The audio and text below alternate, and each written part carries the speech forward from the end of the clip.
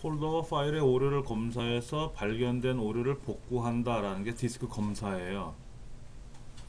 어,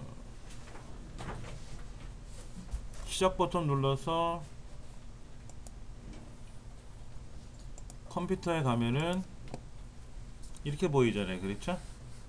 내 컴퓨터상 보이지 않습니까? 여기서 오른쪽 버튼 눌러서 C 드라이브 속성, 도구의 오류 검사,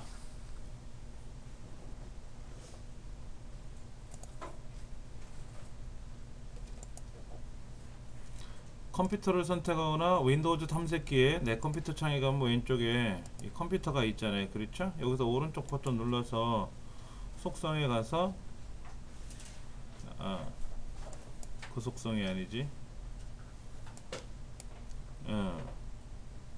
속성에 가서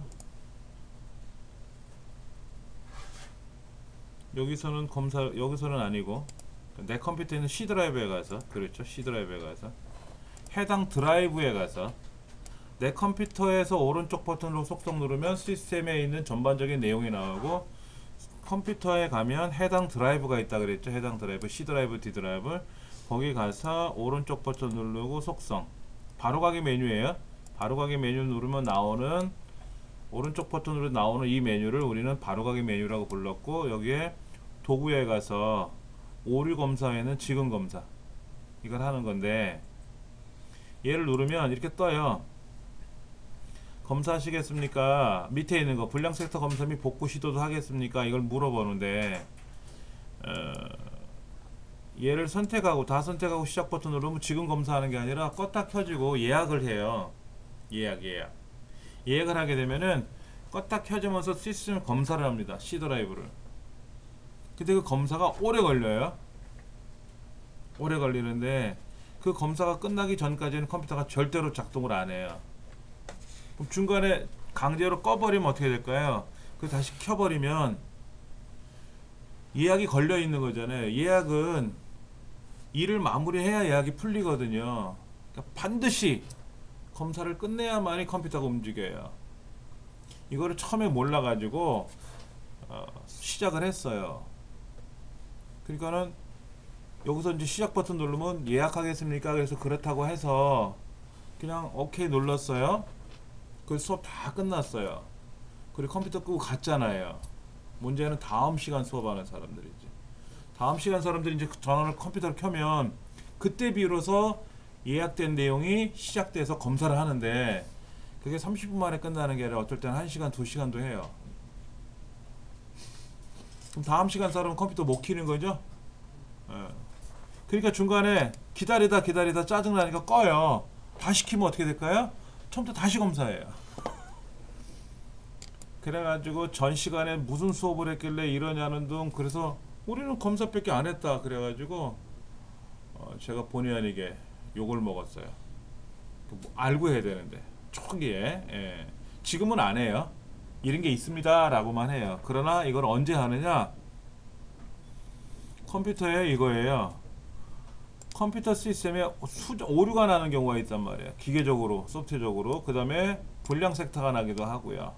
즉 도로를 가다 보니까 도로가 파인 거야. 도로가 파이면 덜컹덜컹 할 거 아닙니까, 차가. 그럼 어떻게 해야 되겠죠? 아스팔트를 새로 놔야 될 거 아닙니까? 아니면 푹 꺼진 데는 어떻게 돼요? 우회하세요 라고 앞 표지판을 해줘야 가다가 푹 꺼지지 않을 거 아닙니까? 그 작업하는 거예요, 오류 검사는. 예, 디스크 검사를 해주면은 그거를 해주는 거예요. 그러니까 시간이 오래 걸리는 거예요. 근데 요즘 우리가 사용하는 컴퓨터들은 안 해도 돼요. 안 해도 돼요. 하드 디스크가 물리적으로 깨져나가는 경우는 거의 없다고 보시면 돼요. 100 중에 100은 없다. 거의 없다. 지금부터 한 15년 전에 생산된 하드 디스크들은 그런 걱정은 안 해도 된다. 그 이전 거는 간혹 깨져나갔어요. 초기에는 막 복사 붙여넣기 하다가 정전이 되잖아요. 그럼 하드 버려야 돼요. 그런 일도 발생해. 지금은 그런 거는 없으니까. 자, 포맷은 뭡니까? 포맷은 집을 짓는 거예요. 새로 집을 지어놔야 거기다가 방을 만들고 사람이 살던 할 거 아닙니까? 이 건물을 져야 될 거 아니에요. 그럼 건물 지려면 어떻게 되죠? 초기화 작업해야 돼요. 기초 닦아야 되고 건물 세워야 되고 이런 거. 그래서 포맷 명령을 걸면은 트랙과 섹터라 그래서 트랙은 운동장에 보면 뜀박질한 길이 있잖아요. 그걸 트랙이라고 하고 섹터는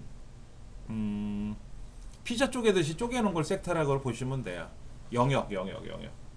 부채꼴 모양으로 이렇게 쭉 펼쳤을 때 조그맣게 이렇게 자른 걸 트랙이 섹터라고 하고 그러니까 섹터가 위에서 아래까지 여러 트랙별로 되어 있을 거란 말이에요. 트랙별로. 예, 그렇게 해서 만들어주는 작업을 포맷한다 그래요. 근데 이제 파일 시스템을 FAT32로 할 건지 NTFS로 할 건지 뭐 이런 거. 그 다음에 볼륨 레이블 이름. 여러분들 USB 메모리에 보면 저는 이렇게 이름이 있어요. 이정민 훈장하고 이름이 있단 말이에요. 여러분 이 이름이 없으면 어떻게 될까요? 이렇게 나와요. 이렇게. 이게 누구 건지 어떻게 알아? 그러니까 여기다가 이름을 넣어주면 아 이거는 아무개 거구나 하고 알 수 있는 거죠. 그렇죠? 이렇게 해주는 게 좋다.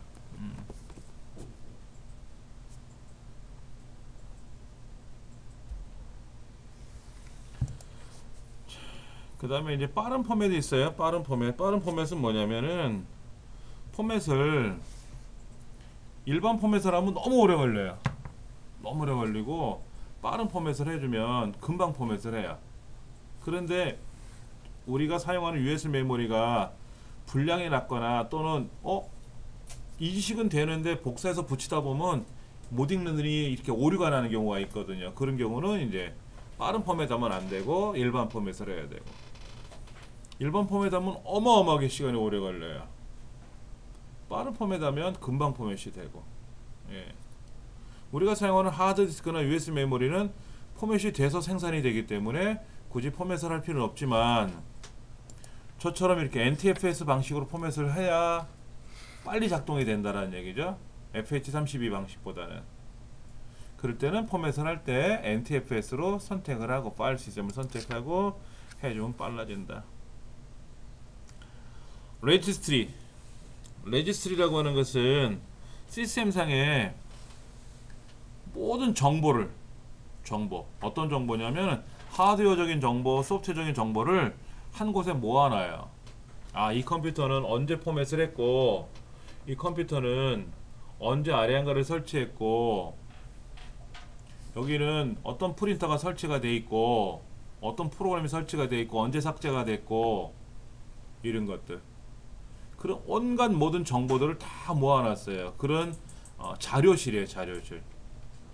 레지스트리라고 하는 거를 보시면 시작 버튼 눌러도 어디에도 없어요. 그런데 여기 시작창에 가면은 검색창이 있거든요. 검색창에다가 레지스트리라고 REG 에디트 레지스트리 에디트라고 하는 거를 검색을 하면은 이렇게 프로그램이 떠요. 이렇게 뜨는데 여기 있는 거는 우리 그런 말 있잖아요. 아는 게 힘이다. 근데 얘는 모르는 게 약이다. 얘는 잘못 건드려 놨다가 뭐 하나 잘못 건들면 예를 들어서 여기 지금 아도비라고 써 있어요. 아도비 이렇게 아도비 리더 뭐 이런 거 있어요. 그럼 얘를 모르고 제가 삭제해 버리면 어떻게 되죠? 멍청이 되는 거예요. 여기 있는 거 함부로 건들면 안 돼요. 그리고 저 밑으로 내려가면 여기에 마이크로소프트 윈도우즈 커런트 버전 언인스톨 이거 제가 어디까지 왔는지 말씀을 빠르게 좀 전달했는데 이 안에 보시면 온갖 목록들이 보이거든요. 이게 프로그램 안에 설치된 목록들이에요. 얘를 제가 오른쪽 버튼으로 삭제를 해버리면은 실제 프로그램 삭제 명령에서 삭제된 것처럼 사라져요.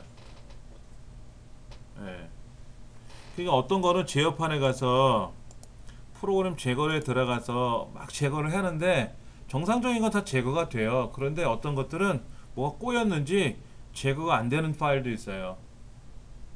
그런 경우는 천상 레지스트리 와서 목록을 보고 이 목록을 보고 강제로 삭제를 해야 돼요.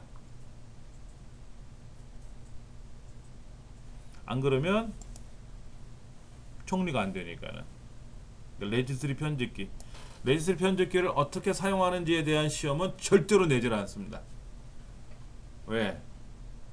이거를 연습해 본다고 자기 레지스트리 건드렸다가 의사가 자기 몸 가지고 공부하다가 여기도 찔러보고 저기도 찔러보고 여기도 잘라보고 할 수 없잖아요. 그것처럼 얘는 함부로 건들면 안 되는 거거든요. 얘를 가지고 시험 보는 자격증이 하나 있어요. 그게 PC 정비사 자격증입니다. PC 정비사 자격증은 레지스트리를 가지고 직접 조종하는 걸 내요, 시험에. 그 다음 복원. 컴퓨터 상태를 그때그때 기억을 해요. 예를 들면 제가 이제 여기다 포토샵을 설치했어요. 그럼 몇 월 며칠 날 몇 시에 포토샵 프로그램이 설치가 됐구나, 이런 정보가 컴퓨터에 들어가요. 그리고 어느 날 제가 프로그램을 삭제했어요. 그럼 그것도 언제 삭제됐구나 하고 그 정보가 들어가요. 그런데 아차, 뭐를 설치했더니 문제가 생겼어. 아차, 뭐를 삭제했더니 컴퓨터가 문제가 생겼어. 이럴 수가 있잖아요. 그러면 그 이전 상태로 되돌려주면 괜찮을 거 아니냐. 다시 설치한다고 해결될 문제가 또 아니거든요. 제가 어떤 환경을 바꿔놨어요. 환경을 바꿔놨더니 컴퓨터가 안 움직이는 거야. 인터넷도 안 되고. 그러면 이 복원 모드에 들어가서 이전 상태로 되돌리는 거예요. 이전 상태로. 그 이전 상태로. 환경을 바꾸기 이전 상태로. 그러면 그때는 작동이 잘 되던 환경이었으니까 그렇게 해준 걸 복원이라 그래요. 그리고 이 복원 지점을 사용자가 직접 지정해 줄 수 있어요. 자동으로 시스템이 설정해주면 사용자가 임의로 설정할 수도 있다. 그런데 이제 이런 거 있어요. 10월 1일날 어떤 프로그램을 설치했어요. 오늘 10월 30일입니다. 30일이란 시간이 지났어요. 그런데 그날 설치된 어떤 프로그램 때문에 컴퓨터가 문제가 발생했다는 걸 뒤늦게 알았어요. 30일이 경과됐어요. 그래서 10월 1일 이전 상태로 되돌리려고 이제 했는데 걱정되는 게 뭐냐면, 그러면 내가 10월 5일날, 10월 10일날 또 어제 작업해놓은 문서가 있을 거 아니냐, 즐겨찾기 해놓은 것도 있을 거 아니냐. 얘는 어떻게 된다? 손상시키지 않는다. 내 데이터는 손상되지 않고 뭐만? 환경만 바뀐다. 환경만 바뀐다. 그러니까 사람이 넘어져서 무릎에 피가 나거나 이렇게 되면은 치료를 하겠죠. 그러면 상처가 아물게 되는데, 컴퓨터에서 말하는 복원은 넘어지기 이전 상태, 즉 넘어져서 피가 나서 치료하는 게 아니라 넘어지기 이전 상태로 되돌리면 피가 안 날 거 아니냐 이거죠. 치료할 필요도 없고 그렇게 환경을 되돌리는 거예요. 타임머신처럼. 근데 사람 세상에선 그게 불가능하지만 컴퓨터 세상에선 가능하기 때문에 이런 시스템 복원 기능이 생긴 것이다 하는 거죠. 아주 좋은 기능 중에 하나예요. 저도 며칠 전에 또 어떤 거 컴퓨터 잘못 건들다가 컴퓨터가 인터넷이 안 되는 거예요. 인터넷이 잘못된 줄 알고 인터넷 어떤 거 조정했는데 안 돼요. 아무리 건드려도 안 돼. 됐다 모르겠다. 복원 모드로 들어가서 제가 조금 전에 건드려 놓은 거 상태 이전으로 돌아갔어요. 환경이 바뀌면 자동으로 기억을 해요. 어떤 걸 제거, 어떤 걸 삭제, 어떤 걸 추가, 어떤 걸 변경. 그러면 그때그때마다 바로바로 기억을 해요. 그러니까 그 시점 이전으로 되돌아가면 오케이 하고 나오는 거예요. 그러니까 보험이죠, 보험. 그런데 이런 복원 기능을 설정을 해놨기 때문에 컴퓨터가 내가 필요할 때 복원할 수 있지만, 이로 인해서 컴퓨터는 다소 느려져요. 그러니까 복원 모드 자체를 안 하면 빨리 움직입니다. 그런데 그러다 문제점이 생기면 어떻게 된다? 내가 알아서 다 해야 돼요. 보험을 안 들었으니까. 그렇죠? 예. 기본적으로 설정을 하는 거예요. 설정이 되어 있는데 잘 하시는 분들은 시스템 복원 기능을 해제해요. 그걸 할 필요가 뭐가 있을까? 보험료를 내가 뭐하러 내? 안 아픈데. 이런 거죠. 근데 아프게 되면 이제 그때 많은 비용이 들어가는 거를 보험료에서 처리하니까 도움이 되는 것처럼 이것도 하나의 일종의 보험이에요. 그 다음 작업관리자. 컨트롤 쉬프트 ESC 키 누르면 이렇게 작업관리자 창이 떠요. 현재 어떤 프로그램이 작동되고 있다라는 게 떠요. 제가 지금 교환 보여드리고 있고요. 내 컴퓨터 창도 하나 있고 폴더 창도 보이고 창이 두 개나 열려 있네. 그럼 제가 이 폴더 창 하나를 닫을 수 있죠. 닫아버렸어요. 강제로. 그런데 닫기 버튼 누르면 닫혀지죠. 당연히 닫혀지잖아요. 근데 닫기 버튼 누르는데 안 닫히는 경우가 있어요. 간혹 문제가 생겨서. 그런 경우는 여기서 오른쪽 눌러서 강제로 작업을 끝내야 된다. 그리고 성능을 보시면 알아요. 성능. 이 성능이 CPU하고 메모리, 주기억 장치에 있는 현재 상황을 실시간으로 모니터링 하는 거예요.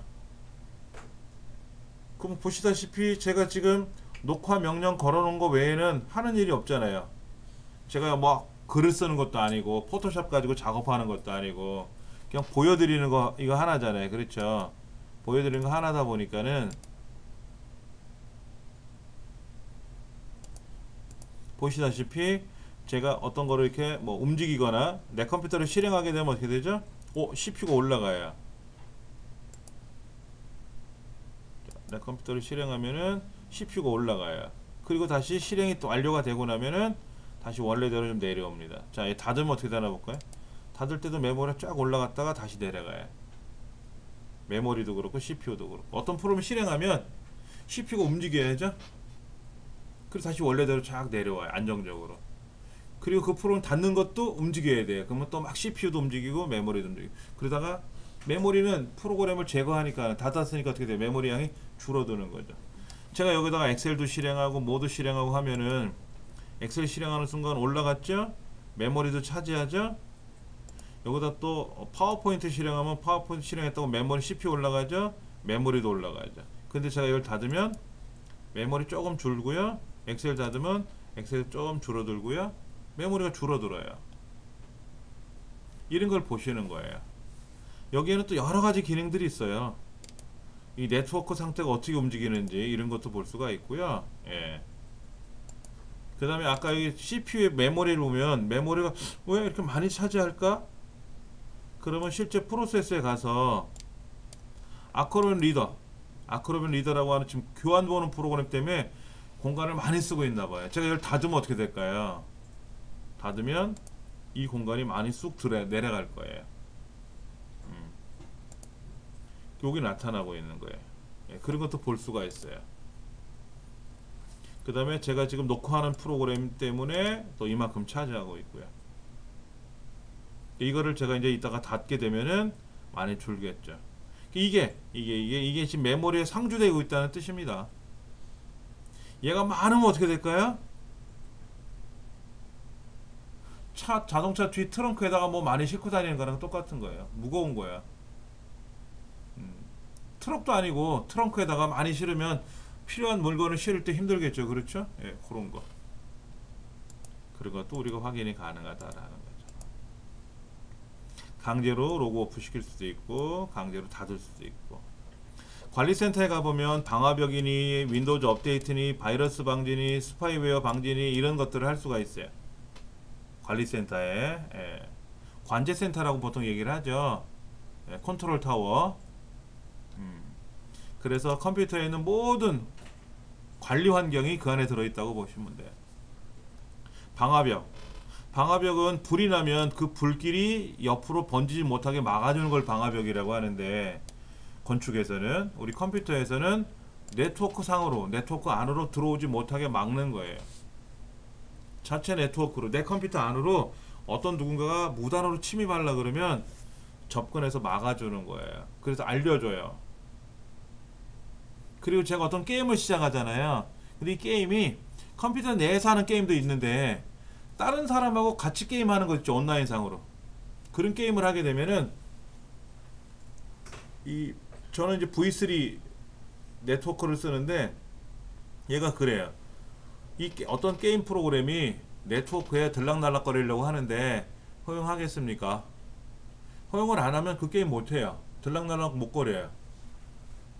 내가 게임하는 내용이 외부로 나가야 되고요. 또 외부 사람이 하는 게임 내용이 내 컴퓨터로 들어와야 될 거 아닙니까? 그래 서로 게임 보면서 게임하는 거잖아요. 근데 그런 것도 이제 막아놓으면은 게임을 못하고, 그래서 허용을 해야만이 게임이 작동되고.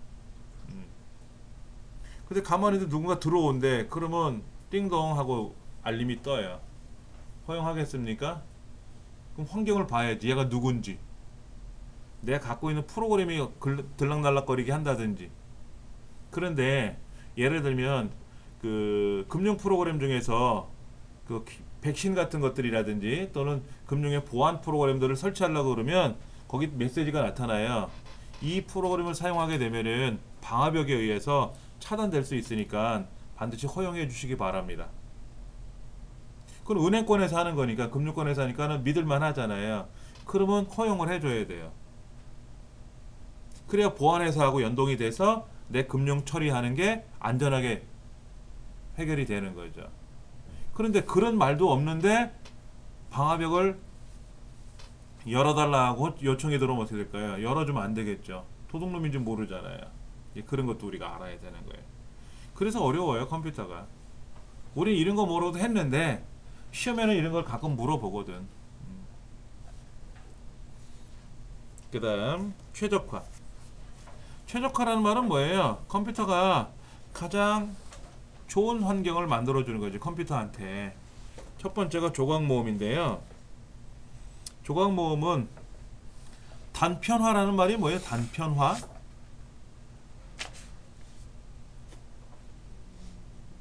단편화라는 거는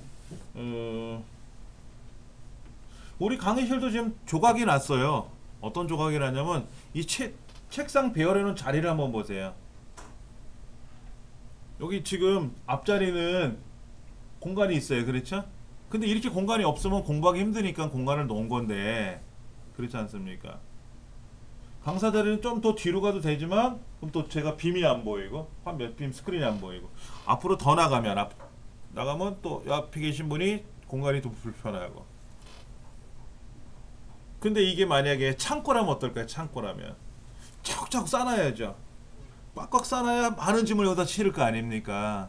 이건 보기 좋게 효율적으로 사용하는 거지만, 컴퓨터는요, 하드디스크 저장 공간 안에 순차적으로 데이터가 순서대로 쌓여요.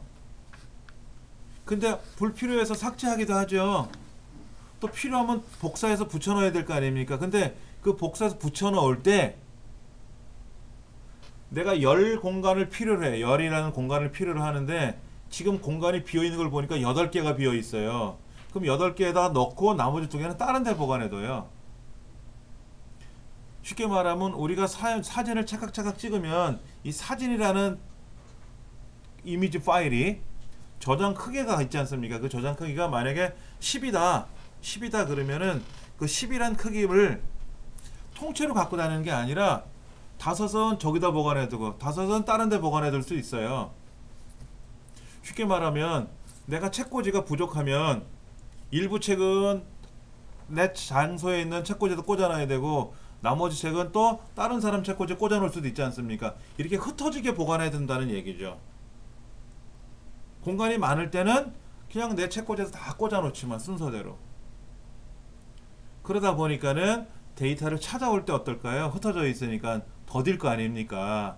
이런 것들을 한 곳으로 모아주면 어떻겠느냐 이거지, 순서대로. 그러면 빨리 움직일 거 아니냐. 그걸 조각 모음이라 그래요. 저장 공간이 늘어나고 줄어들고 하는 거하고 상관없는 거고요. 저장 공간하고 상관없이 저장되어 있는 데이터의 위치를 바꿔주는 거예요. 위치. 사람이 살아가는 동네는 그냥 무조건 최적화 시켜가지고 자료를 쌓아놓는 건 아니지. 창고처럼 보기 좋게 디스플레이도 해야 되지만은 컴퓨터 저장 공간은 그런 거 상관없이 순서대로 보관해두는 게 가장 좋아요. 근데 그것이 흩어지더라 이거지. 처음엔 잘 되다가 그러다 보니까 컴퓨터가 느려지는 거예요. 이때 조각 모음을 실행해주면 어떻다? 빨리 움직인다. 단 하드디스크는 이걸 해줘야 되고, 우리같이 SSD라는 장치를 이용한 보조기억 장치는 조각 모음 실행을 안 해도 되고. 왜? 제가 이렇게 지금 비어있는 시간에 컴퓨터 스스로가 조각 모음을 실행해줘요. SSD 사용자들은 알아서. 그러니까 굳이 우리가 이걸 안 해도 된다. 그 다음에 조각화 비율이 10%를 넘으면 조각 모음을 수행하는 게 좋다고 하는데, 조각모음 해보면 분석 나와요. 아, 조각모음을 해도 좋습니다, 해야 됩니다, 안 해도 좋습니다, 뭐 이렇게 떠요. 그 조각모음 실행하는 동안은 어떤 다른 작업을 하시면 안 돼요. 조각모음을 실행하는 동안에 다른 작업을 하면은 조각모음이 안 돼요. 해보니까 여기 효율적으로 조각모음을 할 수 있다, 중지해야만, 즉 중지하지 않으면 효율적으로 조각모음을 할 수 없다라는 얘기인데, 효율적인 게 아니라 아예 안 돼요. 조각모음 실행하는 사이에 내가 마우스를 움직이거나 어떤 뭐 다른 작업을 걸면은 다시 처음부터 조각모음을 실행하는 불편함이 생기더라고요. 안 하는 게 가장 좋습니다. 디스크 정리는 컴퓨터 안에 있는 불필요한 공간들을 찾아요. 불필요한 공간들을 찾아가지고 그 안에 어떤 불필요한 자료가 들어있는지 찾는 거죠. 공간이 아니라 그런 파일들을. 휴지통, 첫 번째 대상이 휴지통이에요. 휴지통은 비워버려도 되는 거잖아요. 그 다음에 인터넷상에 내가 클릭해서 봤던 그림들, 이런 거 있지 않습니까? 내가 네이버에 가서 쇼핑몰 어떤 걸 쳐다봤어요. 그러면 거기에 뭐 핸드백이든 의상이든 이렇게 사진이 보였을 거 아닙니까? 그게 컴퓨터에 다 기록이 돼요. 뭘 봤는지가. 그걸 우리는 임시 인터넷 파일이라 그래요. 그 다음에 우리가 USB 메모리에서 아래 한가를 설치하거나 엑셀을 설치하게 되면은 USB 메모리에서 설치되는 게 아니라 이 내용이 내 컴퓨터 안으로 들어와요. 내 컴퓨터에서 설치를 하게 돼요. 그럼 설치가 되고 나면은 USB 메모리가 그대로 있지만 내 컴퓨터 안에 보관해뒀던 설치 파일들이 살아있으면 불편하잖아요. 공간을 낭비하게 되잖아요. 그럼 임시 파일이라 그래. 그런 것들을 삭제해주면 좋지 않느냐 이거지. 이 디스크 정리를 하면은 불필요한 데이터들을 삭제하는 거지. 창고에 쌓아둔 사용하지 않는 물건들, 갖다 버려도 되는 것들, 그런 것들을 버리는 거예요. 그럼 공간이 늘어나겠죠.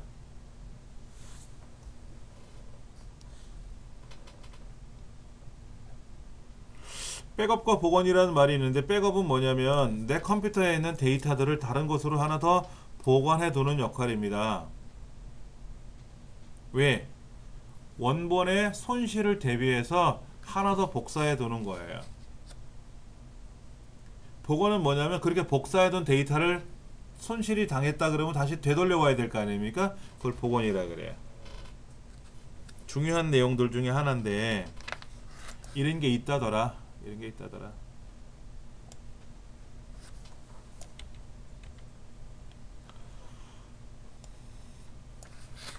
그 다음에 갑자기 통신으로 넘어가요.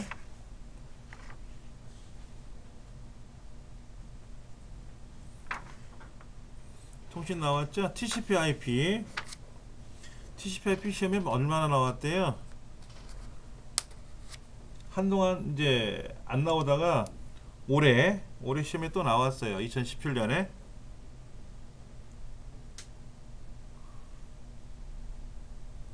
TCP/IP는 뭐냐면요, 프로토콜이에요. 프로토콜. 이 P가 프로토콜이라는 거의 줄임말입니다. 하나 메모를 해드릴게요. 프로토콜.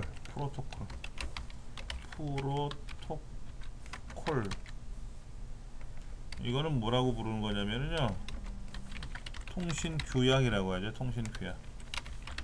통신을 위한 규칙과 약속. 통신 규약이라고 그래요.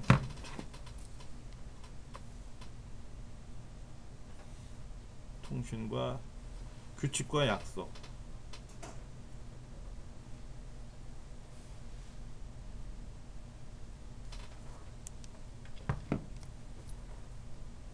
우리가 살아가는데도 규칙과 약속이 있죠. 법률 같은 거, 예의 범절 뭐 이런 거 있지 않습니까? 컴퓨터도 통신을 하게 되니까 통신사에게 규약이 있어요. 그런 규약을 줄여서 규칙과 약속을 규약이라고 하고 영어로 프로토콜이라고 한다. 프로토콜은 굉장히 종류가 많습니다. 우리가 이런 거 쓰잖아요. http co.//co.kr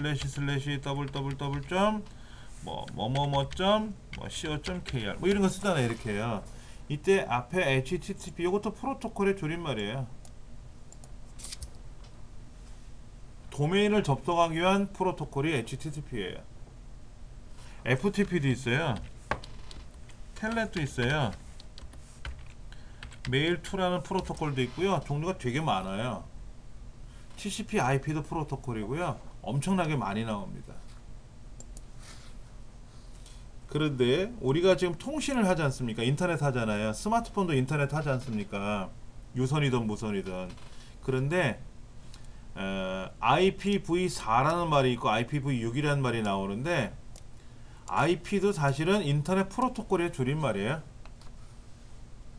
인터넷 프로토콜. 아까 TCP도 프로토콜이고 IP도 프로토콜이란데, 인터넷 프로토콜의 줄임말 IP. 얘가 이제 V4라는 프로토콜이 뭐냐면은 일반적인 인터넷을 하기 위한 그 설정을 해줘야 되는 규칙이 있어야 되겠죠. 우리가 자동차를 운행을 하려면 등록된 자동차를 가지고 운전을 해야죠. 이때 자동차에는 번호판이 붙어요. 그 번호판도 규칙이 있지 않습니까? 그것도 프로토콜이 될 수 있겠죠. 자동차 세상에서는. 도로교통법, 이것도 프로토콜이 되는 거죠. 규칙이니까, 법이고 약속이니까는. 예. 통신을 접속하기 위한, 인터넷 접속을 하기 위한 구성 요소 중에 TCP IP4라는 게 있고 IP6이라는 게 있어요. 근데 IP4는 주소, 서브넷 마스크, 기본 게이트웨이, DNS 서버 주소. 그런데 IPv6은 서브넷 마스크 대신에 서브넷 접조사 길이가 들어가요. 기본 게이트웨이, DNS 서버 주소는 똑같은데 요게 약간 다르죠. 그렇죠? 예. 자, 그 다음 IP 주소라는 말이 나와요. 위에 거는 사실 잘 모르셔도 되는데 IPv4하고 IPv6하고의 차이를 아셔야 돼요. IPv4, IP 주소가 현행 IPv4라고 하는 주소 체계로 움직입니다. 여러분, 우리가 인터넷 실행하면 www.뭐뭐.com 뭐 이렇게 쓰지 않습니까? 이걸 우린 도메인이라 그래요. 그러면 이렇게 우리가 도메인을 입력을 하면 인터넷이 못 알아들어요. 그래서 얘를 뭐로 바꿔야 되냐면은 IP 주소로 변환을 해야 돼요. 예를 들면 192.168.153.100 뭐 이런 식으로 이 IP 주소가 있단 말이에요. 번지수. 중부 여성 발전센터로 물건 좀 보내주세요. 그러면 알아듣는데, 우체국 가면은 중부 여성 발전센터로 물건을 보내주세요. 그러면 주소가 어떻게 됩니까? 물어요. 주소 모르면 못 갑니다. 못 가기는 찾아보면 나오지. 담당 직원이 안 찾아주는 거지, 귀찮아서. 그러니까 소비자가 주소를 적으세요 이거죠. 그러면 이제 뭐 일로 전화를 걸어서 주소가 어떻게 됩니까? 아니면 뭐 인터넷 찾아보면 주소 나오니까 거기다가 서울특별시 마포구 이렇게 주소 쓸 거 아닙니까? 그 주소가 있어야 택배가 갈 거 아니에요. 일반적으로 우리가 이름으로 간단 말이야. 도메인으로 가는데 네이버.com이가. 근데 실제 컴퓨터는 이 IP로 가야 되거든요. IP. 이 IP를 모르면 안 돼요. 그런 IP가 자동 부여가 되는 거예요. 인터넷을 하려면 이 컴퓨터든 여러분 지금 사용하시는 컴퓨터든 네이버든 IP가 할당이 돼야만 움직여요. 근데 IP가 32비트로 움직이니까 8비트씩 4개 48에32. 그래서 여기 하나 둘 셋 4개로 제가 점점점 찍으면서 막아놨잖아요. 점점점으로 구분해가지고 하나 둘 셋 4개를 해놨지 않습니까? 이게 IPv4라고 하는 주소 체계 방식이에요. 근데 이 IPv4가 32비트니까 2에 32승해서 약 42억 얼마가 돼요. IP 개수가 이론적으로 한 42억 개가 나오는데 실제는 42억 개를 쓰지 못하고 한 38억 개? 그러면 지구상에 통신하는 기계가 몇 대가 있을 것 같아요? 42억 개가 넘어가면 어떻게 될까요? IP가 부족해지죠. 그럴 거 아닙니까? 스마트폰도 있고 와이파이 전용 기계도 있잖아요. 태블릿이나 이런 것도 보면 공기계도 있잖아요. 전화번호 없는 공기계도 다 IP는 있어야 되거든요. 그래야 얘도 통신을 하거든. 그러니까는 지구상에 통신하는 기기가 너무너무 많은 거야. 저희 집 텔레비전도 통신해야지. 저희 집 그 뭐야 그 게임기 위라고 하는 게임기도 인터넷에 연결되거든요. 걔도 게임 해야 인터넷 해야지. 모두 해야지. 모두 해야지. 너무 많은 거야. 게임기도 인터넷을 해야 되고 하물며 뭐 다 해야 된단 말이야. 그러니까 부족하다. 그래서 얘를 좀 늘리자. 얼마나 늘릴까? 어마무시하게 많이 늘려놓자. 그게 IPv6이에요. 128비트로 늘어났어요. 32비트가 42억이면 33비트면 85억 정도 돼요. 하나 올라가면 34비트 같으면 85억의 2배니까는 170억 개 돼요. 그러면 34비트, 35비트 이렇게 올라가면 그게 또 2배로 가니까 128비트 같으면 어떻게 돼요? 어마어마한 양이 되겠죠. 한 100만 년 지나도 IP가 부족한 현상이 없어지게끔 그런 일은 없게끔 미리 만들어 놓은 거예요. 근데 얘는 점으로 구분하지 않고요. 콜론으로 구분해요. 16비트씩 8개. 32비트는 8비트씩 4개. 128비트 주소는 IPv6은 16비트씩 8개. 8개 맞죠? 8에 48, 128비트. 자, 하나 메모를 할까요? IPv4는 32비트인데 얘는 8비트씩 4개. 그리고 IPv6은 128비트인데 16비트씩 8개. 얘는 8비트씩 4개로 묶여져 있고, 여기서는 어떻게 되어 있다? 점으로 구분된다 그랬죠? 점으로 마침표로 구분을 한다 그랬고, 여기는 어떻게 된다 그랬죠? 콜론으로 구분한다 그랬어요. 이런 게 이제 시험에 나오는 거야.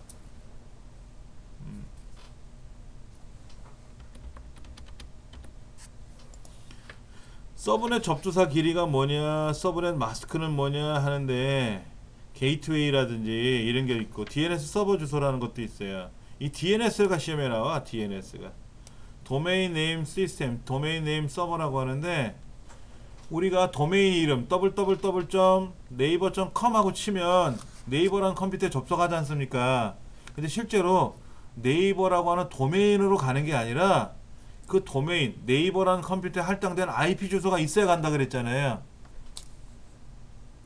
그러니까 우리는 네이버.com이라고 쳤지만 실제로 배송이 갈 때는 그 네이버.com이라고 하는 거에 대한 주소가 있을 거 아닙니까? IP 주소. IP 주소를 찾아내줘야지. 그래야 배송이 갈 거 아닙니까?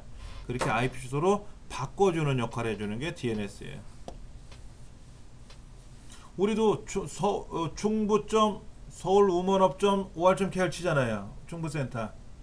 그런데 실제로 해보면은 IP 주소로 할당돼서 찾아가요. 다 그렇게 돼 있어요. 그러니까 도메인 없으면 인터넷을 못하는 건 아니에요. 도메인 없어도 IP만 갖고도 홈페이지 만들어요. 왜냐면 도메인 만들려면 돈이 들거든. 여기 중부센터요 그러면 오케이 하고 가는데 여기는 이름이 없어요. 그럼 어떻게 배송 갑니까? 아, 번지수는 있습니다. 번지수로 찾아가셔야 돼요. 이거지. 원래 어디든지 건물 주소가 이름 있지 않습니까? 여기는 무슨 이름 있으면 어디 아파트 이렇게 알잖아요. 그런데 그런 이름 없이 맨 주소로만 되어 있는 것도 있어요. 그 주소를 물어물어 찾아가야 되겠지. 그 IP만 있으면 컴퓨터마다 IP는 있다 그랬지 않습니까? 그러니까 인터넷 다 돼야 홈페이지도 만들 수 있고요. 그럼 DNS 서버 주소 저거 사용 안 해도 되잖아요. 저것도 돈 드는 건데, 유료든 무료든 간에 그런 것 자체를 안 하니까는 편할 수 있다.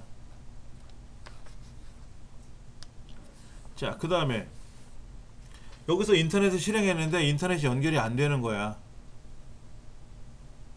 서울에 있는 친구하고 부산에 있는 친구하고 연결하는 것도 네트워크지만 요 강사 컴퓨터 1번하고 교육생 컴퓨터 2번하고 네트워크로 연결해야 되는 경우도 있거든요. 그런데 1번하고 3번은 연결되는데 1번하고 2번은 연결이 안 되는 거야. 다른 컴퓨터도 마찬가지야. 2번하고는 네트워크 연결이 안 되는 거야. 그럴 수도 있잖아요. 선이 빠졌다든지. 그럼 선은 꽂혀 있는데 뒤에 보니까 연결이 안 된다 그러면 중간에 선이 끊어진 건지 모르잖아요. 여러분 댁에서 인터넷 안 될 때 있었어요? 몇 번 있었어요, 저는요. 그러면 모뎀이 작동되는지 확인해야 되고, 모뎀을 꺼놓으면 안 되죠. 공유기 꺼놓으면 안 되잖아요, 인터넷이. 근데 다 켜 있는데도 안 돼. 그래서 전화를 걸었어요, 통신회사에. 그랬더니 핑 테스트를 해보래요. 이걸 해보래. 이거 알려줘요, 어떻게 하는지. 해봐서 메시지가 어떻게 나옵니까? 물어봐요. 그래서 어떻게 메시지가 나옵니다 했더니 알았다고. 잠깐만 기다려 보세요 했더니 그쪽 회사에서 저희 집으로 신호를 보내요. 모뎀으로 신호를 보내면 모뎀이 신호를 받았다가 다시 그 회사로 돌려주거든요. 중간에 선이 끊어지면 어떻게 되죠? 갔다 오질 못하죠. 근데 이 사람이 예 알겠습니다 기사 보낼게요 그러더라고요. 아니야 달라. 공사하다가 선을 끊어먹은 거예요. 공사하다 보면 선을 뺄 수도 있잖아요. 인터넷 선 이거 공사하다가. 그러니까 신호를 보내면 저희 집 모뎀에 신호가 들어갔다가 다시 그쪽 관리하는 센터로 신호가 들어오면 선호 이상이 없는데요 하고 그런단 말이야. 근데 기사 보낼게요 그러더라고. 한 2-30분 있다가 기사가 왔어요. 예, 여기 지금 공사 중에 있어서 한 5분 정도 지나면 될 것 같아요 라고 그러더라고. 그래서 어느 정도 시간 지나니까 인터넷이 되더라고요. 그런 적이 한 번 있었고, 한 번은 이상 없는데요 그러더라고. 이상 없는데요. 그랬더니 뭐 저걸 보세요. 불이 뭐가 껌뻑거리나요? 그래서 뭐뭐 껌뻑거립니다. 그런데 얘가 불이 껌뻑거리는 게 시원찮네요 그러더라고. 제가 그랬어요. 시원찮다고 그랬더니 그래요? 확인할게요. 그랬더니 쉽게 말하면 그 아답터라고 하나요? 모뎀 뒤에서 전기를 꽂아야 되는 아답터가 고장이 난 거예요. 그러니까 미세 전류는 들어와요. 인터넷이 연결이 되면 전류는 들어오거든요. 그게 움직이는 거는 있었는데 흐릿하게 움직이는 거지. 흐릿하게. 그래서 이 기사가 오더니 그 아답터를 새 거로 바꿔주더라고요. 바꿔주니까 정상적으로 작동돼요. 그건 소비자가 모르잖아. 전화 걸을 수밖에 없는 거예요. 근데 가장 많이 하는 게 핑 테스트라 그래요. 이 명령을 걸면 대부분 나타나요. 그 다음 요렇게 핑 한 칸 띄우고 요렇게 써보면 이상이 있는지 없는지. 이게 IP죠? 누구네 IP일까? 힐버 출판사 IP예요. 힐버 출판사 홈페이지를 담당하는 홈페이지 운영하는 컴퓨터가 있잖아요. 그 IP예요. 그럼 제가 여기서 검사를 해봐야죠. 어떻게 CMD 이렇게 해가지고 여기서 핑 211.11.14.177 하고 쓰면 직접 연결은 안 될 건데 이게 외부 데이터라서 외부 네트워크잖아요. 쟤는요. 여기는 될 거예요. 여기 자체 네트워크는. 근데 우리가 IP를 모르잖아. 상대편 IP를 모르잖아요. 그렇죠. 알면 나오는 거예요.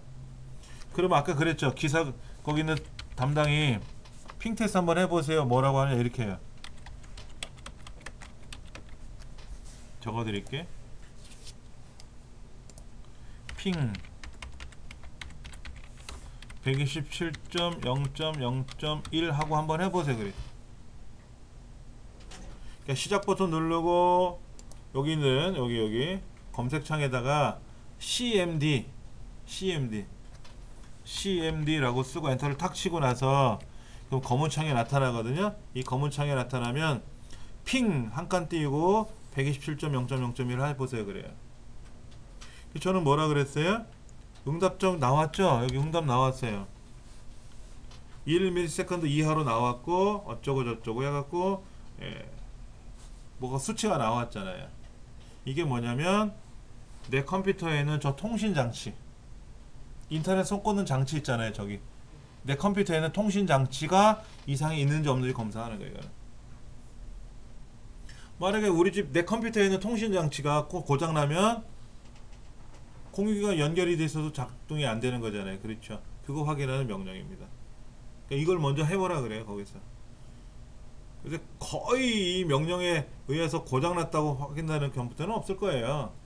기계는 웬만하면 고장이 안 나니까. 선이 빠졌거나 공사를 한다거나 갑자기 아답터가 왜 고장이 났는지 모르겠는데 그 기사가 하는 말이 아마도 불량이 난 것 같아요 그러더라고. 그게 무슨 소리 했더니 자기네들이 만드는 게 아니라 다 물건을 받아 쓰는 거잖아요.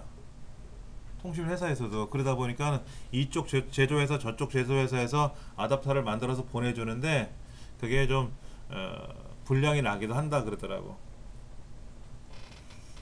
다행히도 그거는 돈 안 받고 자기네들이 해주니까 이렇게 해서 검사도 하고.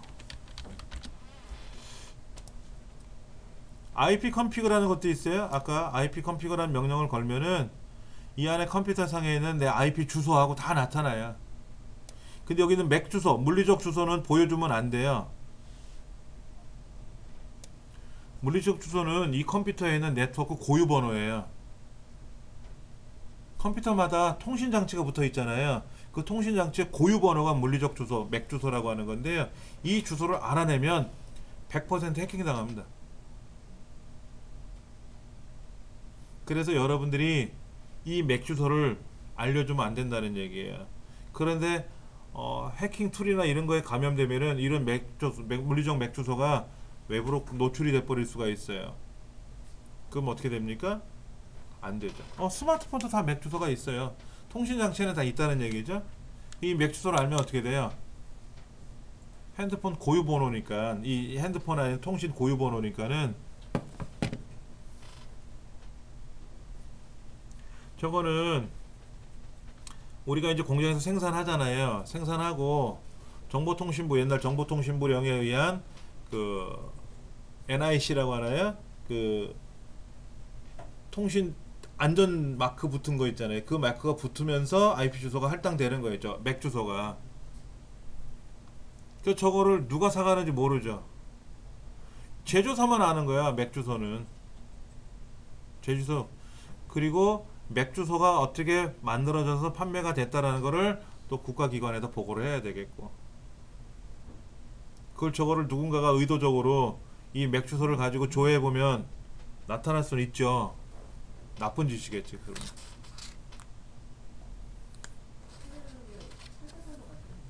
응?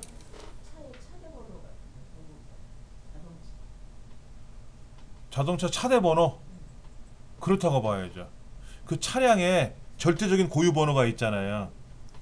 그러니까 차대 번호는 우리가 고치는 안 돼. 차량 번호는 어차피 차 번호는 주인이 바뀌거나 그러면 교체가 될 수 있지만 차대 번호는 폐차시키기 전까지 유지하는 거잖아요. 그렇죠. 그거하고 똑같은 거예요. 그냥 그 번호는 함부로 건들면 안 되는 거죠. 누구한테 알려줘도 안 되고. 차대 번호? 맥 주소? 잠깐 보여드릴게요. 그 맥 주소는 공개하기가 좀 그래서 잠깐 이제 꺼놨다가 다시 합니다. 자, 프로그램 내장 방식. 여러분이 컴퓨터를 이제 만들 때 컴퓨터를 누군가 만들었잖아요. 컴퓨터가 언제 만들어졌는지 역사는 여기 안 나오나요? 컴퓨터가 언제쯤 만들어졌을까요? 약 5,000년 전에 5,000년 전에 중국에서 주판이라는 걸 만들었어요. 주판 아시잖아요. 그렇죠? 이게 계산 도구잖아요. 계산하기 위한 도구였잖아요. 이렇게 쭉 세월이 지나다가 16세기 17세기 18세기 19세기 20세기 이렇게 이제 세월이 지나면서 21세기 들어와서 발전되고 있는 거지 않습니까? 그러니까 16세기 때는 16세기 1600년대라고 하죠. 이때는 그 파스칼의 톱니바퀴를 이용한 톱니바퀴를 이용한 치차식이라 그래. 치차를 한자로 보면 톱니바퀴가 치차래요. 치차식 계산기 이런 말이 나와요. 그 다음에 여기는 이제 라이프니츠가 뭐를 만들었냐면 가감승제가 되게, 치차식 계산기는요 가감만 됩니다. 덧셈 뺄셈만 돼요. 라이프니츠는 가감승제, 더하고 빼고 곱하고 나누가 되고요. 그 다음에 18세기에 들어와서 차분기관, 해석기관이라는 게, 잠깐만, 라이프니츠가 맞나?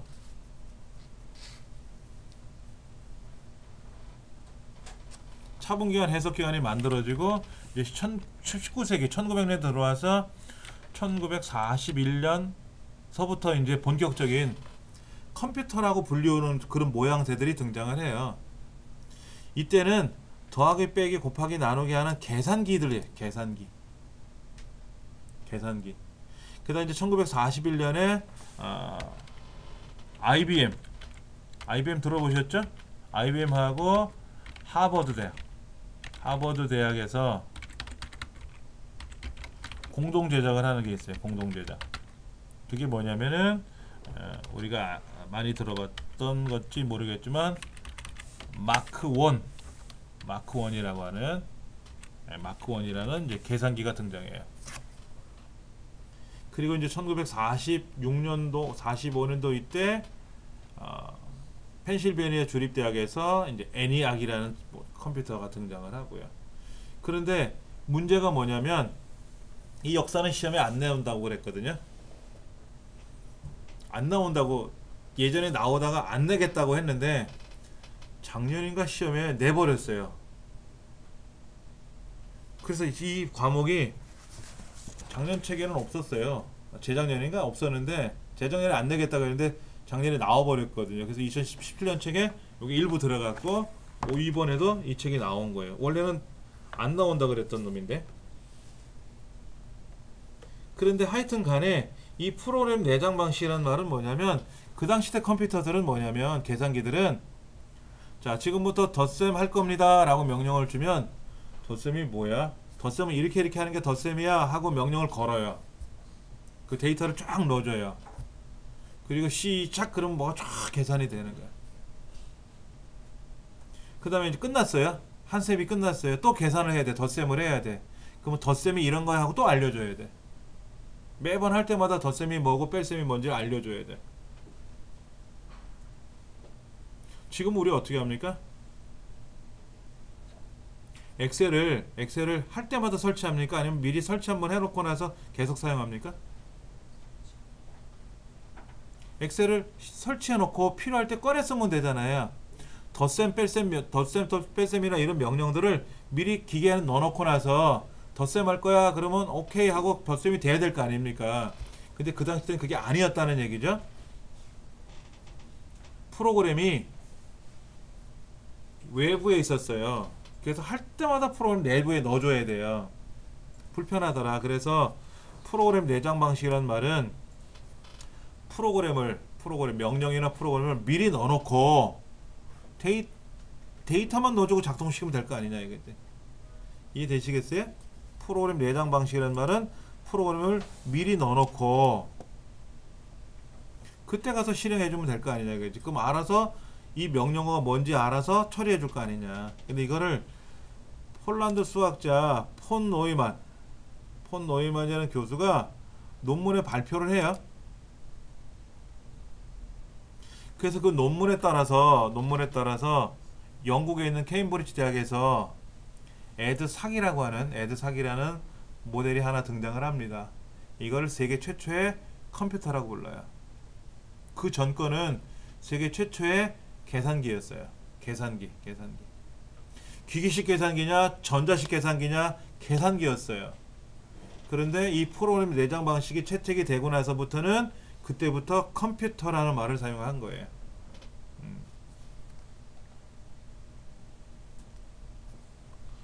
자, 1세대라고 하는 것이 진공관이라는 걸 이용해서 사용했대요. 진공관 보셨어요? 요즘 시내 나가시면 앤틱 해가지고 라디오나 이런 것들이 진공관을 집어넣은 게 있어요. 진공관이 우리 마킹펜 있잖아요. 마킹펜 굵기 정도, 형광등보다는 좀 얇기도 하고 하여튼 형광등 굵기 정도 되는데 길이는 한 15cm 정도 이렇게 꽂혀 있는 거예요. 근데 아까 애니악이라든지 이런 모델들은요 진공관이 18,800개 꽂혀 있대요.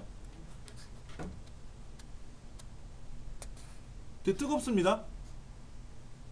18,000개 꽂혀 있는데 뜨거우면 얼마나 뜨거울 것 같아요?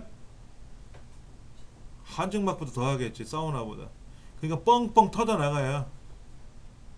그러면 또 터져 나간 거 빼서 또 교체해 줘야 될 거 아닙니까? 그래서 그때는 냉각기가 사용이 됐었어요. 냉각기. 우리 컴퓨터도 이 안에 냉각 장치가 있습니다. 에어컨처럼 차가운 바람은 아니더라도 열 순환 장치로 인해서 뜨거운 열을 밖으로 빼내주는 그런 환풍 장치는 있는데 그때는 그게 아니라 냉각 장치가 있어야만이 여름철에 에어컨 없으면 더운 것처럼 그런 장치가 있어야만이 돌아간다는 얘기죠. 2세대는 트랜지스터라고 하는 거를 사용했어요. 트랜지스터. 3세대는 반도체를 사용했어요. 4세대도 5세대도 계속 반도체고요. 중요한 건 이런 거예요. 자, OCR이나 MICR이 도입된 게 언제냐 이런 거. 개인용 컴퓨터 PC는 4세대 등장을 하고요.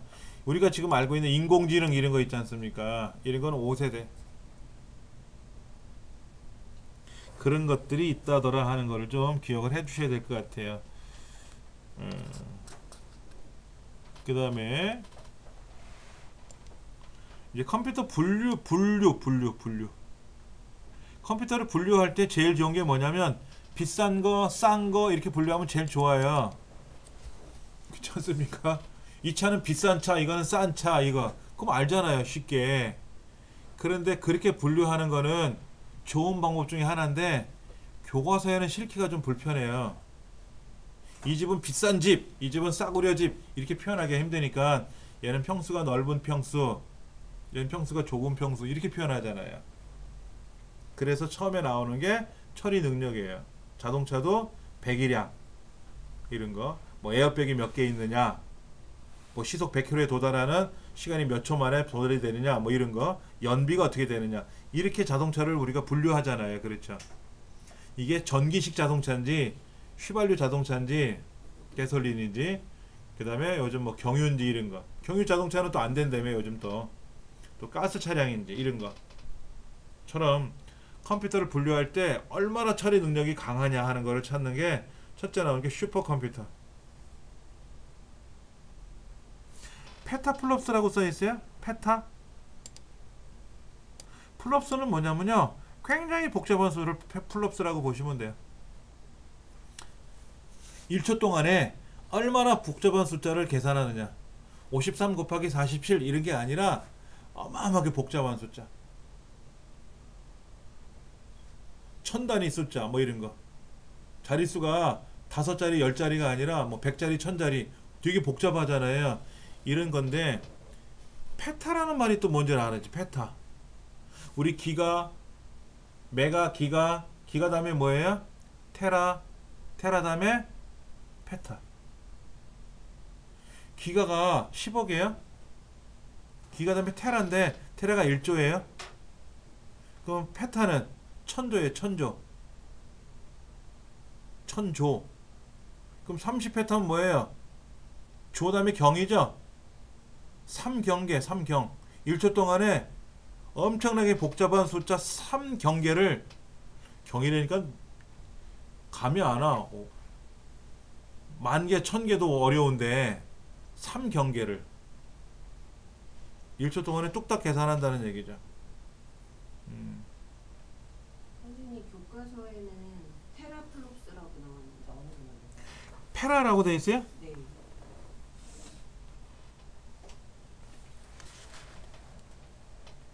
테라? 테라 같으면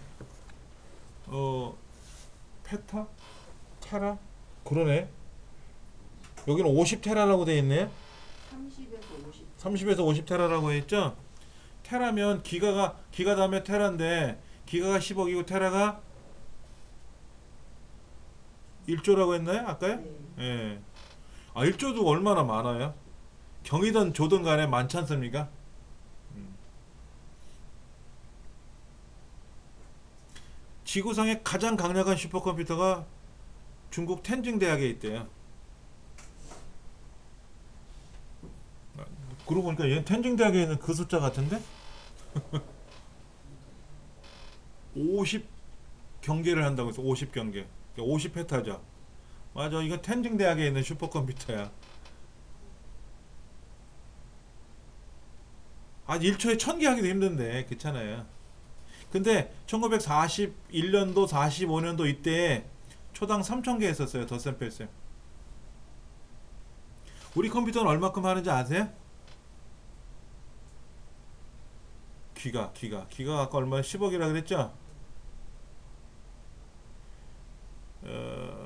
이게 한 3기가니까 3기가면 30억이죠? 30억. 30억 개를 계산하는 건 아니고 30억 번 전기적 신호가 막 움직여요. 우리 강의실 컴퓨터들은 초당. 그러면 뭐 엄청나게 빠른 거죠. 30억 번 움직였는데 1000개, 100개 처리하는 건 아니잖아요. 몇 초, 천만 개는 할 거 아닙니까? 예. 자, 그래서 인공위성, 일기예보. 기상청에는 슈퍼컴퓨터가 없으면 분석을 못 하는 거죠.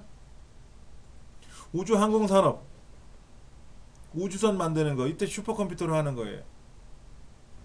그 다음에 또 요즘 슈퍼컴퓨터로 뭐 하는지 아세요? 영화 만들잖아요. 영화, 그래픽.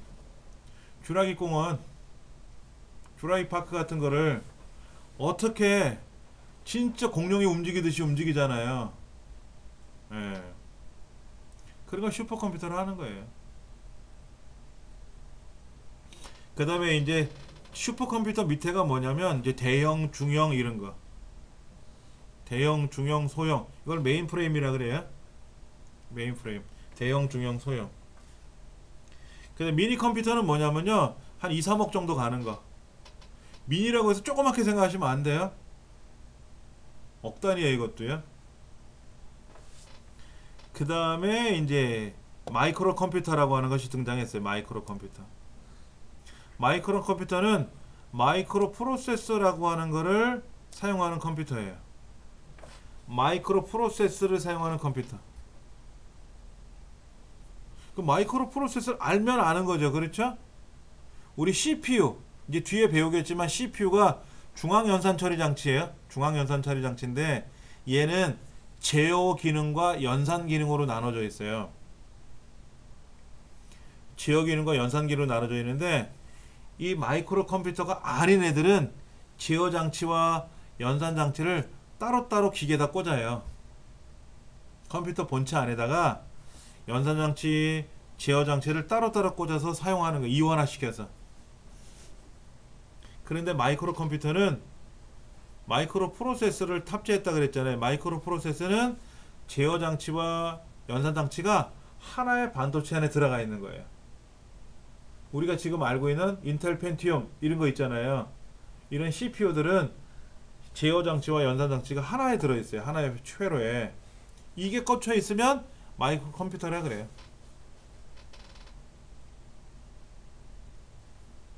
우리 강의실 컴퓨터 PC는 100% 다 마이크로 프로세서입니다. 마이크로 컴퓨터예요. 그리고 아까 텐징 대학에 있는 슈퍼컴퓨터 이런 경우도요. 마이크로 CPU를 탑재했어요. 마이크로 CPU, 마이크로 프로세서를. 과거에는 슈퍼컴퓨터 CPU를 따로 생산을 해서 그렇게 하는데 지금 미국에서 생산되는 그 슈퍼컴퓨터들 보면은요. 인텔 CPU 있잖아요. 인텔 CPU를 여러 개 꽂아가지고 텐징 대학교에 있는 슈퍼컴퓨터는 CPU가 25만 개 꽂혀 있다고 그랬어요. 25만 개. 그런데 여러분 CPU 가격이 얼마인 줄 아세요? 우리 가정에 지금 강의실에 있는 거는요 10만 원이면 사지만 네이버에 사용되는 CPU는요 100만 원이 넘어가요. CPU가 달라요. 그리고 슈퍼컴퓨터 들어가는 CPU는 한 500만 원짜리 CPU 쓸 거란 말이에요. 한 개당. 그 500만 원짜리가 25만 개가 꽂혀 있으면 금액이 얼마입니까? 계산하기 힘드니까 계산기로 한번 두들겨 볼게요. 자, 100만 원짜리로 25만 개면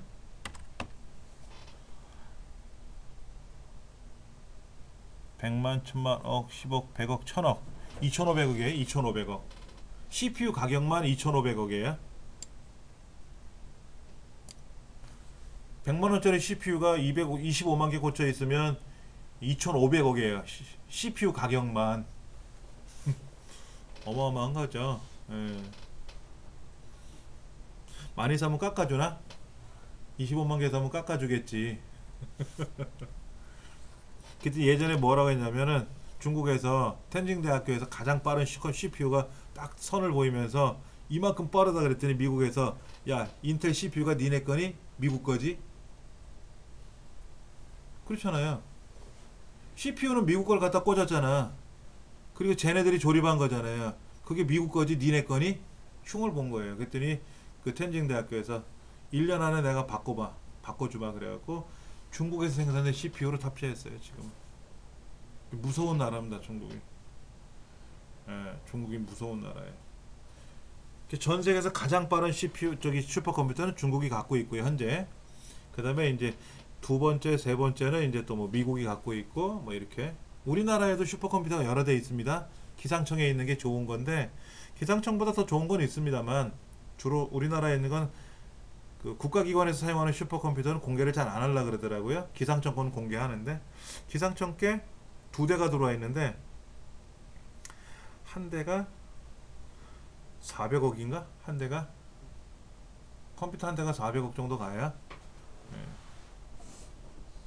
그게 지금 4억인가 그럴 거예요. 4억이 3억이는 정지시켜 놓고 가져갈 사람 있으면 가져가세요 그랬어요. 공짜로 가져가면 쓰면 좋잖아요. 그렇죠. 1년 동안 꽂아놓고 쓰려면 전기를 돌리고 유지비가 들어갈 거 아닙니까? 60억 들어요. 1년 유지비가. 슈퍼컴퓨터 1년 유지비가 60억 듭니다. 전기요금하고 합쳐서. 공짜로 줘도 못 쓰죠.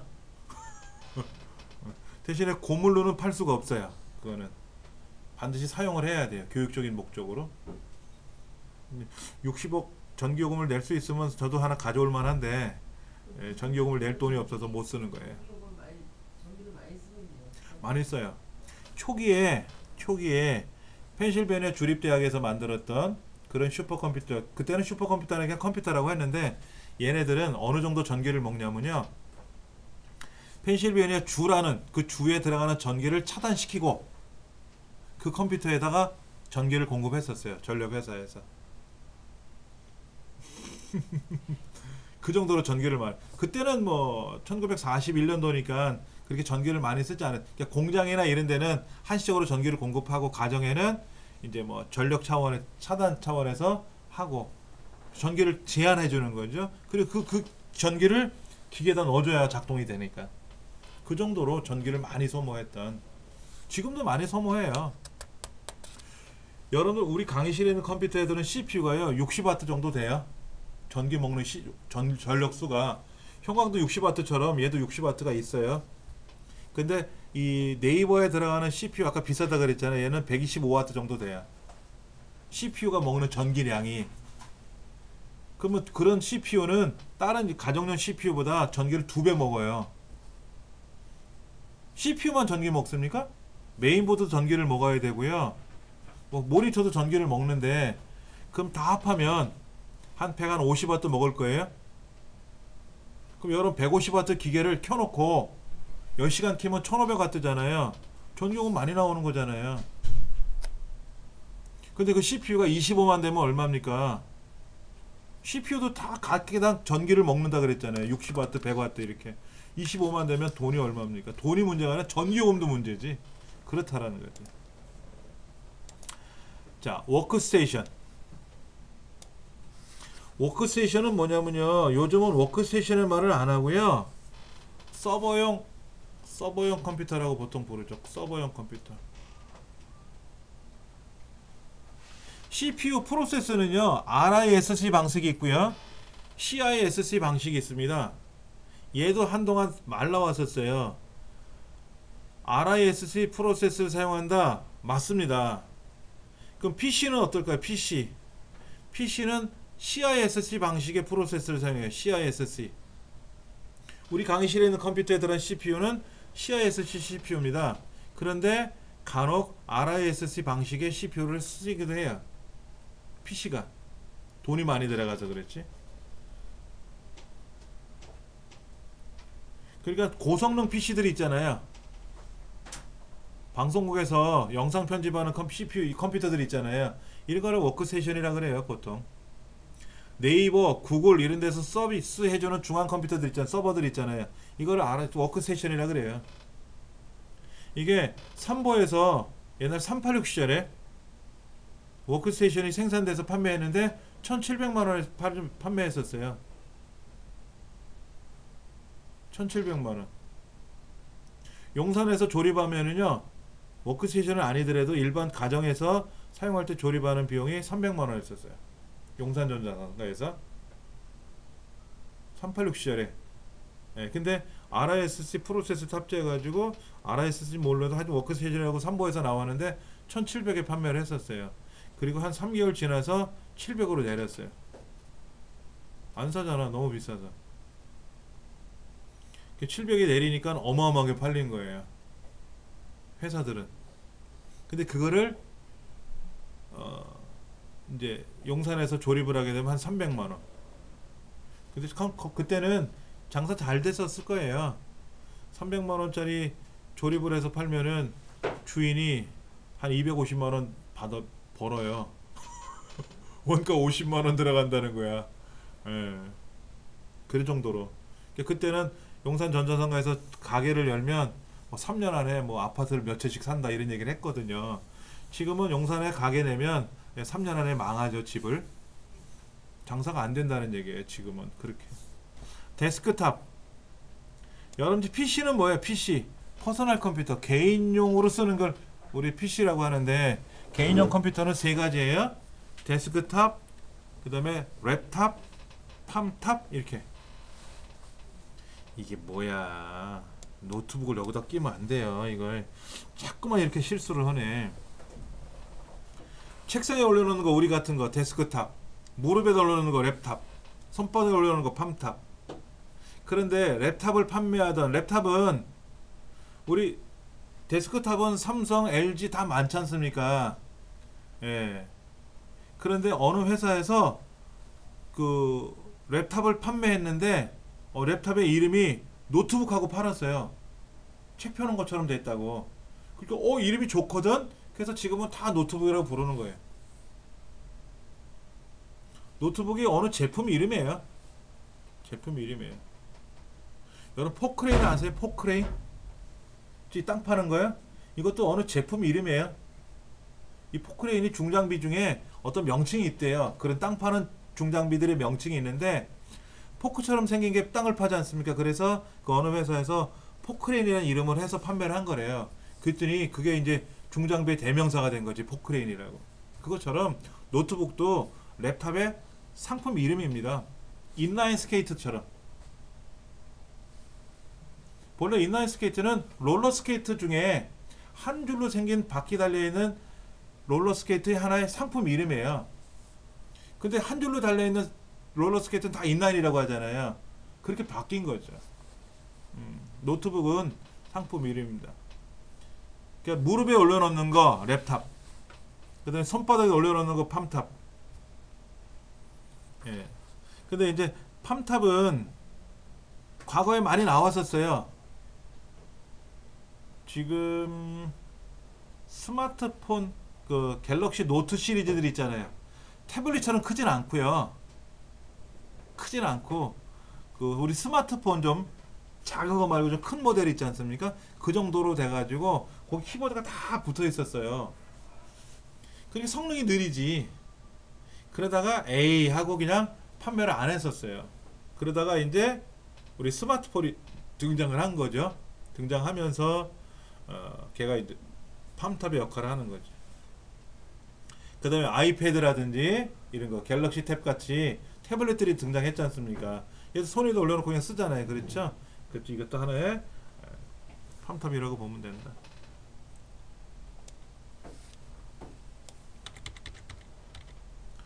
자, 그 다음 컴퓨터를 분류할 때는 어느 정도 성능이 좋으냐 나쁘냐, 고성능이냐 이걸 따지는 경우도 있고요. 그 다음 데이터를 어떤 거로 취급하느냐. 자동차도 휘발유 자동차냐 전기 자동차냐 가스 자동차냐 이렇게 분류하는 것처럼 컴퓨터도 디지털 데이터를 가지고 처리하는 컴퓨터냐 아날로그 데이터를 가지고 처리하는 컴퓨터냐. 우리가 사용하는 컴퓨터는 다 디지털 컴퓨터예요. 보편적으로 쓰는 거. 그런데 아날로그 컴퓨터가 있어요. 특수한 용도로만 사용하는 거. 포항제철에서 포스코에서 용광로의 온도를 재는 컴퓨터. 걔는 용광로의 온도는 재지만 사람의 체온은 못 재요. 사람 체온을 못 재요. 그 용도로만 만들어진 거니까. 그 다음에 한강 그 홍수 통제소에서 뭐 현재 한강 높이가 얼마, 물 높이가 얼마큼 올라왔습니다. 이런 걸 측정하거든요. 한강 다리에 센서를 달아가지고 그 센서에 의해서 현재 물 높이가 얼마큼 올라왔는지 그런 걸 측정하는 컴퓨터들이 있어요. 그런 건 아날로그 컴퓨터라 그래요. 우리 지진계 같은 거 보면 이렇게 막 움직이죠. 위아래로 움직이는 거. 그런 식으로 그 용도로만 쓰는 거지. 그런 걸 아날로그 컴퓨터라 그래요. 이제 그런 것들을 특수한 용도로 사용하는 컴퓨터이기 때문에 특수 목적용 컴퓨터라고 부르고, 하이브리드는 뭐냐면 그런 아날로그 데이터가 디지털로 바뀐다든지 디지털 데이터를 아날로그로 출력해 준다든지 이런 거.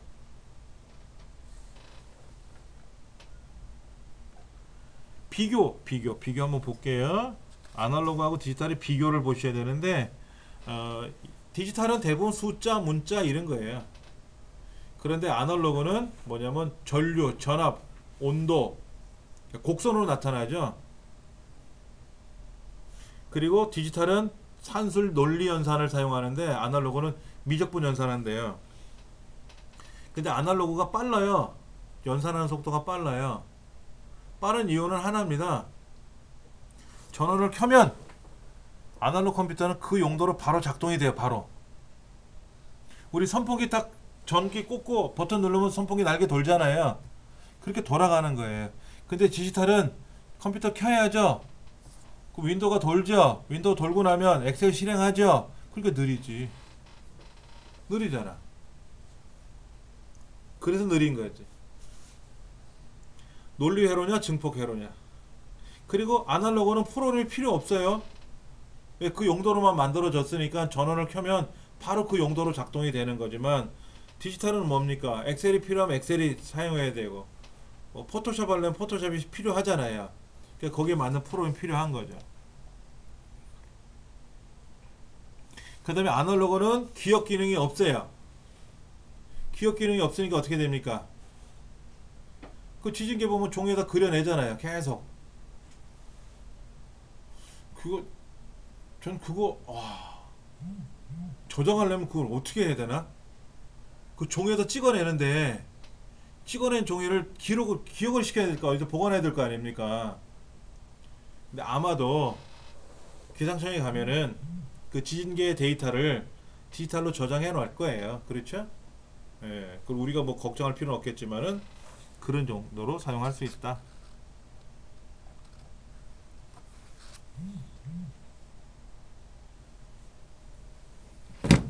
아까 비트라는 얘기를 잠깐 했었어요. 비트 32비트 64 30비트 128비트 뭐 이런 얘기를 했었어요. 그렇죠? 도대체 이 비트는 뭐냐 하는 거죠. 비트가 0이냐 1이냐 하는 걸 비트라 그래요. 0이냐 1이냐. 그러니까 1비트는 0이냐 1이냐니까 둘 중에 하나만 기억하는 거예요. 0이 들어올 수도 있고 1이 들어올 수도 있고.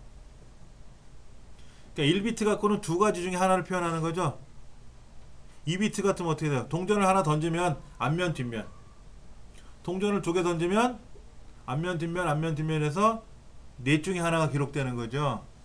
그러니까 32개의 동전을 던지면 나타날 수 있는 가지수가 42억 몇 가지가 되는 거예요. 42억. 32비트가 42억 얼마 된다는 얘기죠. 2를 32번 곱해주면. 근데 0, 1, 0, 1, 1, 0, 0, 0, 0 이렇게 기억하기가 너무 길어요. 그래서 얘를 8개를 묶어 가지고 하나의 글자로 표현해요. A, A라는 글자, 소문자 말고 대문자 A 이렇게 쓰면은 슈퍼컴퓨터는 이렇게 씁니다. 11000001 이게 A예요. 숫자 1은 11110001 하고 이렇게 표현해요. 지금도 이렇게 표현합니다. 어디 갔어? 이렇게 표현해요. 그랬더니 이 8개를 기억하기가 너무 어려운 거야. 이거는 사람이 눈에 보이는 A라는 글자고 1이라는 숫자인데 기계 안에는 이렇게 11000001을 8개로 기억하기가 너무 기니까 얘를 어떻게 줄여서 쓰는 거죠. C1 요걸 C라고 부르고 얘를 1로 보자 이거죠. 얘는 F1 하고 쓰자 이거죠. F1. 요게 16진수로 F거든요. 그러니까 F 이렇게 두 자리로 쓰자 이게 두 자리로. 즉 2진수 4자리를 16진수 한 자리로 묶어서 표현하자. 이 방법을 뭐라고 부른다? 립을 하고 하는 거예요.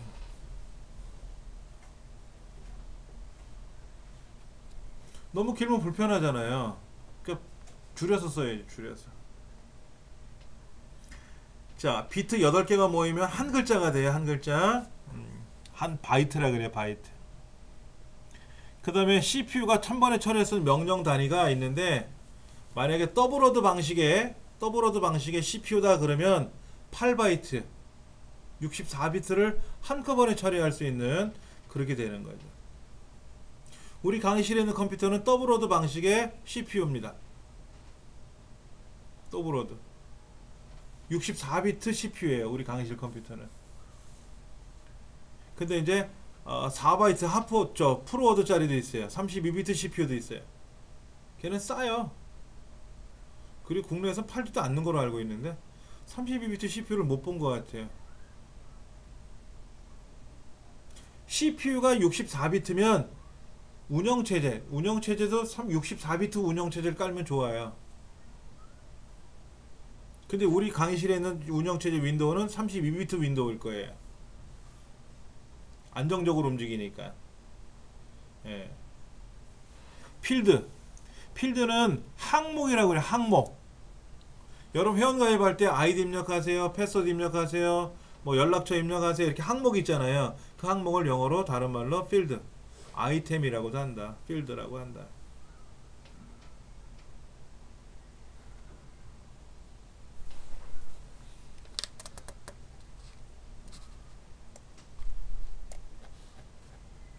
레코드, 블럭, 파일, 데이터베이스 한 번씩 읽어봐 주시고요. 이런 것은 이제 우리 뒤에 문제를 풀 때 따로 설명을 좀 드릴 겁니다.